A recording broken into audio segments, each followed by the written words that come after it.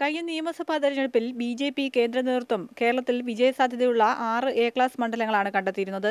നേമം, വട്ടിയൂർക്കാവ്, കാട്ടാക്കട, തൃപ്പൂണിത്തുറ, ആറന്മുള, ചെങ്ങന്നൂർ തുടങ്ങിയ മണ്ഡലങ്ങളിലെ സാമ്പത്തിക ഇടപാടുകളാണ് കേന്ദ്രമയച്ച പ്രത്യേക സംഘം പരിശോധിക്കുന്നത്. തെരഞ്ഞെടുപ്പിനായി പ്രത്യേകം രൂപീകരിച്ച ഭാരവാഹികളുടെ അക്കൗണ്ടുകളിലേക്കാണ് പണം വന്നിരുന്നത്. എന്നാൽ ഈ പണം സംബന്ധിച്ച കണക്കുകളിലാണ് അവ്യക്തത ഉള്ളത്. എ ക്ലാസ് മണ്ഡലങ്ങൾക്ക് വേണ്ടി കേന്ദ്രം നൽകിയ ഫണ്ടിൽ തെരഞ്ഞെടുപ്പ് കമ്മിറ്റികൾ കണക്ക് നൽകിയെങ്കിലും വലിയ വ്യത്യാസം കണ്ടെത്തിയതിനെ തുടർന്നാണ് അന്വേഷണം നടത്തുന്നത്.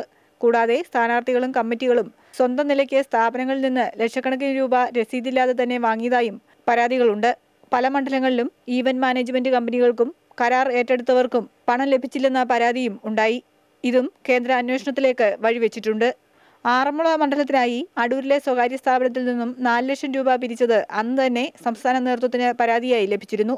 ഇതെല്ലാം കേന്ദ്രത്തിൽ നിന്നെത്തിയ ബി.ജെ.പിയുടെ അന്വേഷണ സംഘം അന്വേഷിക്കും. RSSന്റെ ഉന്നത നേതാക്കൾ കൂടി അടങ്ങുന്നതാണ് അന്വേഷണ സംഘം.